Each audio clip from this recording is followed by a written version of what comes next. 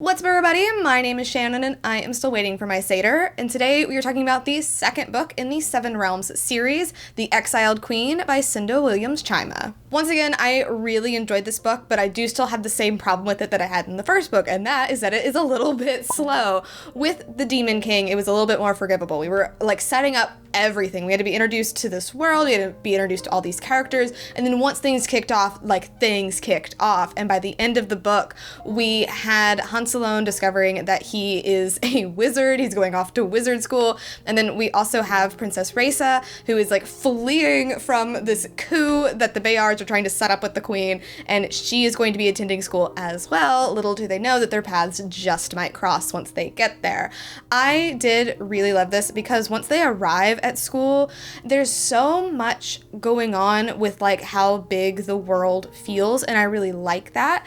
There is an issue, and I would compare it to Aragon especially, is that we learn so much about the magic system, which is fine, but it was kind of a lot, and I really do wish that the book started when they arrived at the school, because they actually spend like a good little chunk of the book like traveling there. The good thing about it is that you do get to learn a lot more about like Raisa and Aemon's relationship. There's a lot going on with them that I'm definitely keeping my eye on. We did have to introduce a few new things with Han and his party as well, but once they get to the school, I feel like the whole tone of the book like shifts. It feels very different. They're just learning their craft, like they're learning about their world, they're learning about their specific abilities, and once their paths do cross, like that's when things really start to get interesting, and I really like how the book left off. I really like so far that what like Cinda Williams Chima is doing is like she's establishing and then she's like bringing them together, and then there's a little bit more going on, and then she leaves you off just like really wanting more. I think that's where it saves itself, because when books like this, it happens a lot with fantasy, like it can happen in YA fantasy, especially happens in adult fantasy. There's so much like build up, there's so much world building, there's so much background stuff, it can get really slow and it can really drag on. And I feel like with this, its saving grace is that even though they're slow, they are still paced really well.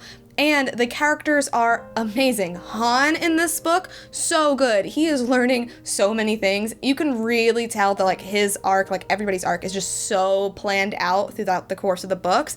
I really love Raisa. I cannot wait to see what she's going to do because of the situations that she's in by the end of this book. And I really hope we get to learn more about Aemon. Like these three together are just really doing some fantastic things. And I'm so excited to see where that's gonna go with the third book. So I'm giving this book an A-.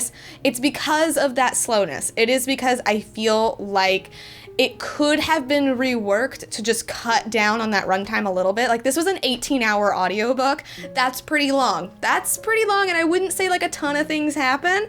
But again, I really love these characters. I really love spending time with them, so it does make it bearable and it does make it worth it. I'm so excited to continue on with the series, and I hope you read along with me. But anyway, thank you guys so much for watching this video. If you liked it, be sure to hit that like button down below, and don't forget to subscribe to talk books with me every week. That is everything I got for today, and I will see you guys next time. Bye!